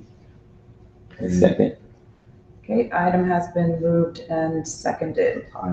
Madam Chair, I move to make a motion to amend this item. All in favor of amending this item, say aye. Aye. Any nays? Okay, and go ahead, Alder Singh. Madam Chair, in the original document, it was supplied back to us for an ask of $2,289,980, and that was changed to amend to $124,796, and that's my amendment on the site, Madam Chair. Okay, so the amendment is a substitution for the amount that was originally granted to us with the one that we actually received. Any discussion on this amendment? Alder Singh, could you just make an amendment to your motion to amend it by substitution? There's just a couple of other changes. Need to remove the information where it's regarding Marine One vessel, since this is only applying to the cameras now, and also updating the amount for the local match. So if you just amend it by substitution, I'll take care of it. Madam Chair, I make a motion to amend by substitution on this item. Second. Okay, the amendment has been made and seconded. Any discussion on the substitution? Any discussions? I think we had a clear idea of what was applied for, what was handed over to us, and what needs to be done, as well as discussion on the match. Okay, all in favor of the amendment, say aye. Aye. Any nays? The ayes have it. We will now go back to the item as amended. Any discussion on the item as amended overall? Okay, seeing none, all in favor of this item, say aye. Aye. Any nays? Any abstentions? The ayes have it. And we'll move. Do I hear a motion to move item number 4? So moved, Madam Chair. Second. Item has been moved and seconded. This is regarding the Transportation Transformation Resolution. We've had plenty of conversations about this. We do need to also amend this item with the substitutions. So Alder Singh. Madam Chair, I make a motion to move the amendment to substitution to this item. Second. Okay, the amendment to substitute has been made and seconded. Any discussion on the amendment of this resolution? Okay, again, the amended version is to update it for a resolution and also to eliminate what we couldn't support because any positions need to be filed under an order, not a resolution, and it's also a budgetary item and would have to go through the finance process. And really, everything else was pretty much consistent with what was discussed in the past regarding this resolution. Any further discussion on the amendment? Okay, all in favor of the amendment, say aye. Aye. Any nays? Any abstentions? The ayes have it. Now we will return to the item as amended. Any discussion on the amended item? All in favor of the amended resolution, say aye. Aye. Any nays? Abstentions? The ayes have it. And that concludes our items that we need to vote on. Is there anything committee would like to add? Okay. Do I hear a motion to adjourn? So moved, Madam Chair. Second. A motion to adjourn has been made and seconded. All in favor of this motion, say aye. Aye. Any nays? Any abstentions? Okay, we are adjourned. Thank you, everyone. Alder Schrader, can It you almost went down. turn that off? Steve with food recovery, but See if you could touch the screen.